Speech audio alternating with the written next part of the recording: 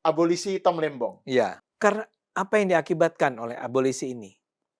Semua narasi yang berusaha dibangun oleh kubu Anies tentang penzaliman terhadap kami, terhadap mereka, itu dengan sendirinya lenyap, dengan sendirinya sirna, dengan sendirinya tidak relevan, tidak valid, tidak berlaku lagi.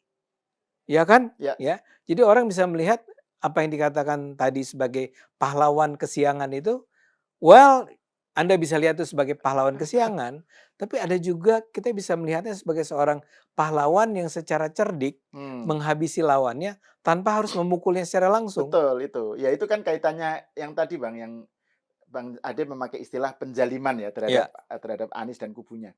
Yang sering dipakai juga kan kriminalisasi. Jadi Tom Lembong ini terkena adalah korban kriminalisasi lah gitu ya. Dan Tom Lembong ini kan punya relasi yang cukup internasional lah gitu kan. Dan ini kesempatan sebenarnya kalau ini lanjut ya, kasus ini lanjut sampai ke pengadilan, banding, sampai apa kan kesempatan bagi Anies untuk terus mengkapitalisasi ini gitu, menggunakan ini sebagai panggung untuk menunjukkan nih. Nah, nih pemerintah sekarang ini melakukan kriminalisasi terhadap tokoh politik, gitu kan? Dan tokoh politik yang berseberangan. Iya, yang berseberangan. Dan tokoh politik itu ya temannya dia lah gitu ya, sobatnya dia yang co-pilot ya istilahnya waktu itu dalam Pilpres itu.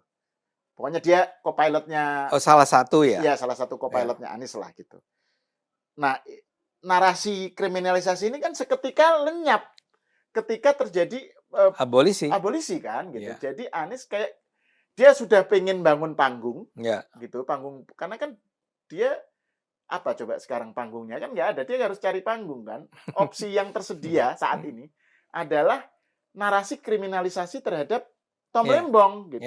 Ini kan bisa dipakai untuk lanskap nasional maupun internasional kan, bisa dipakai sebagai kampanye untuk nih lihat nih Prabowo melakukan kriminalisasi gitu. Jadi ini bisa jadi panggung dia gitu Bang. Tapi begitu ada abolisi selesai. Iya, ini kan panggungnya runtuh.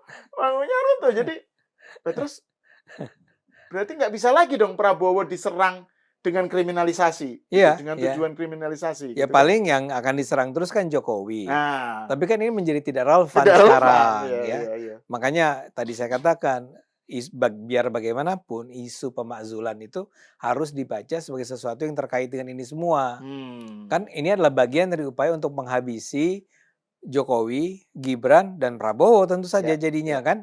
Nah ini semua dengan nggak sekali tepuk ya, sekali tepuk dua nyawa kan.